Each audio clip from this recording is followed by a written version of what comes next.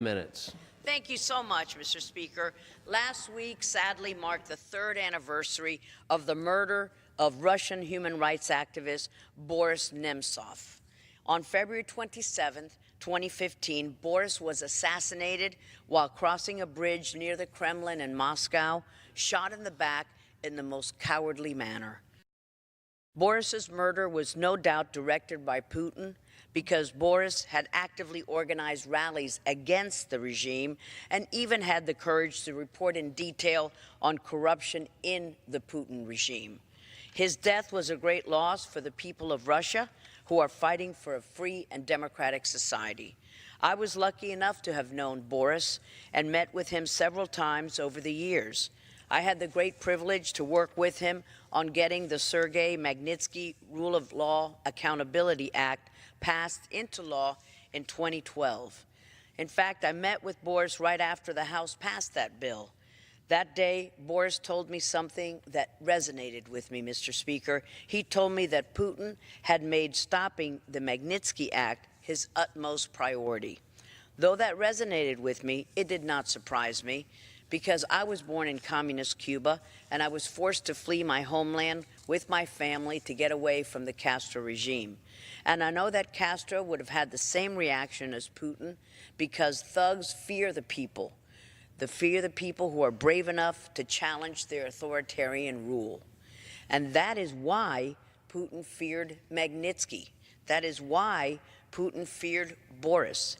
That is why Putin fears my friend and close friend of Boris's, Vladimir Kara-Murza, who the Putin regime has tried to kill on 2 occasions, both by poisoning. Vladimir has bravely picked up the mantle from Boris, and he carries out his mission of speaking the truth about the Putin regime and calling attention to the human rights abuses in Russia. He has carried on the legacy and brought Boris's message to the world. And through Vladimir's efforts, the legacy has been memorialized right here in Washington, D.C. Last week, Mr. Speaker, I attended the unveiling of the naming of the plaza right in front of the Russian embassy after Boris. Boris personified the fight for human rights in Russia.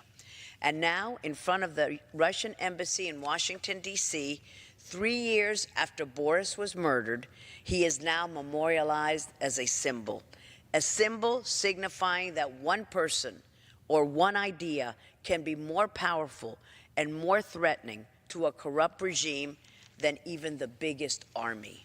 That plaza also served as a symbol for the future, because one day Putin will be gone and Boris's dream will become a reality.